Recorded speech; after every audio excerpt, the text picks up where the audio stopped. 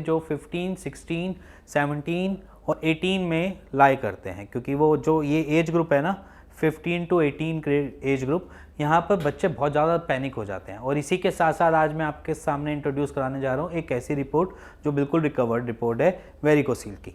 But यहाँ पर 15, 16 और 17 और 18 के बच्चे जो होते हैं या इतने साल के जो बच्चे होते हैं, इनके साथ कॉम्प्लिकेशंस अलग तरीके की होती हैं, क्योंकि इस टाइम आजकल स्कूल में स्टडीज़ फिर से खुल गए हैं, स्कूल तो फिर से स्टडीज़ चालू हो चुकी हैं। साइड बाय साइड उनका जो रूटीन होती है नॉर्मल, जैसे कि अगर आप स्कूल में जाते हैं या स्कूल में बच्चों को देखें तो वो बास्केटबॉल भी खेलते हैं, वॉलीबॉल भी खेलते हैं, क्रिकेट भी खेलते हैं, फुटबॉल भी खेलते हैं, वो सारी की सारी चीज़ें उनकी छिन जाती हैं उनसे। ये सारा हम देखते हैं उनकी नॉर्मल रूटीन में, क्योंकि बच्चे जब हमारे पास आते हैं, मेरे पास आते हैं तो पेरेंट्स के साथ आते हैं मोस्ट ऑफ द टाइम, तो उनमें से अगर हम देखते हैं तो कुछ चीज़ें कॉमन मिलती हैं कि वो फिजिकल एक्टिविटी करते करते उनको एकदम से वेरिकोसील हो गया।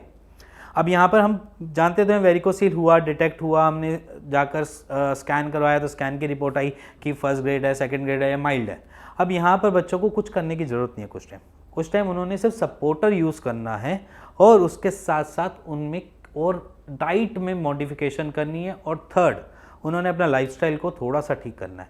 और अगर यही रूटीन उनकी 2-3 साल बनी रहती है, धीरे धीरे खुद ही हील होके नॉर्मल हो जाती है उनकी वेरिकोस वेन्स। मतलब वो नेक्स्ट जो रिपोर्ट आती है या जो उनकी नेक्स्ट क्वार्टर रिपोर्ट आई या हाफ ईयरली उनकी जो रिपोर्ट आती है उसमें वो पास निकलते हैं, आई मीन टू से वो ठीक निकलते हैं, उनमें कोई एबनॉर्मलिटी या जिसे मैं बोलूँ कोई भी वेरिकोसील डिटेक्ट नहीं होता। ये चीज़ हम अपने क्लिनिकल प्रैक्टिस में देखते हैं।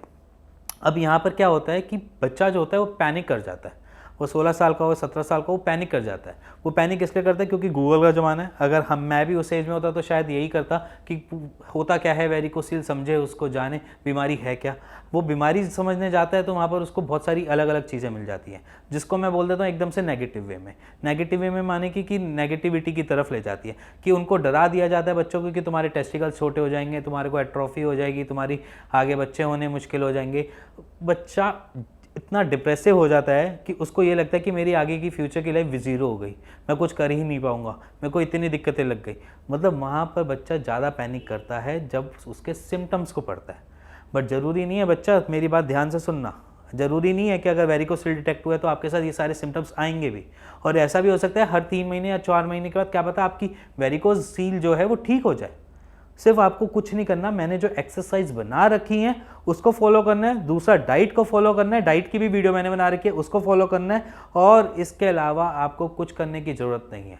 आपने सिर्फ सपोर्टर डालना है अपनी फिजिकल एक्टिविटी के टाइम। जब आप थोड़ा बहुत वॉक, देखो मैं साफ बोलूँगा, जब आपके पास वेरिकोसील डिटेक्ट हो गया ना तो आपने कुछ भी कूदादानी वाली चीज़ें नहीं करनी। आई मीन टू से ना आपने कोई वॉलीबॉल खेलना है, ना बास्केटबॉल खेलना है, ना आपने कोई रनिंग करनी है। उन सब चीज़ों से थोड़ा सा प्रिकॉशन ले लेना, वहाँ पर अपनी स्टडीज़ को ज़्यादा फोकस कर लेना।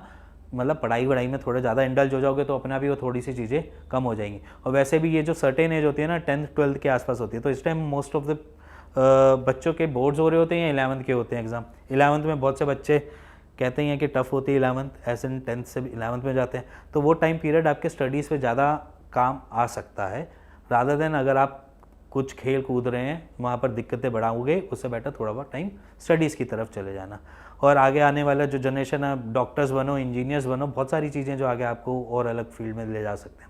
बट यहाँ पर स्टैटिक यही बोलूँगा मैं आपको, इस टाइम पे यही बोलूँगा, अगर वेरिकोसील डिटेक्ट हुआ है तो घबराना मत। अगर आप कुछ भी समझना है, सुनना, और आपको लगता है कि हाँ इसके बारे में थोड़ा और बताऊँ, या इसके बारे में आपको लगता है कि कुछ और समझना चाहिए, तो आप नीचे दिए हुए नंबर पे मेरे को कमेंट भी कर सकते हैं, और मेरे नीचे दिए हुए नंबर पे आप मेरे को फ़ोन भी कर सकते हैं, कॉल भी कर सकते हैं, और अपनी रिपोर्ट्स को शेयर भी कर सकते हैं।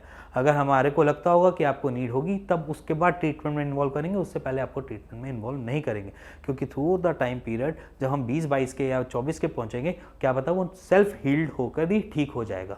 तो उसके लिए पैनिक नहीं होना, परेशान नहीं होना, और अपने आप को काम डाउन रखना और खुश रहना जितना रह सकते हो। कभी डिप्रेशन मत लेना, कभी कुछ ऐसा मत सोचना कि आपके साथ कुछ गलत हुआ है। अगर आपको ये वीडियो समझ आई हो, पसंद आई हो, और आपको लगता है कि हाँ ये आपके दोस्त को है और वो वेरिकोसील का पेशेंट है, तो आप उसके साथ शेयर कर सकते हैं। और इसी के साथ साथ अगर उसको पूछना हो या कुछ करना हो या आपको समझना हो वेरिकोसील के बारे में, तो आप मेरे को कमेंट कर सकते हैं। और इसी के साथ अगर आपको कुछ भी जानना हो वेरिकोसील के बारे में, तो मेरी टीम को आप कॉल करो, रिपोर्ट्स भेजो और आस्क करो। और इसी के साथ मिलते हैं नेक्स्ट वीडियो में किसी और नए टॉपिक के साथ, आपके वेरिकोसील की एक नई रिपोर्ट कि जिसमें आप ठीक हो गए हो या आपको थोड़ी सी मोटिवेशन मिले कि हाँ मैं वेरिकोसील के पेशेंट्स बिना सर्जरी के कैसे ठीक हो सकते हैं।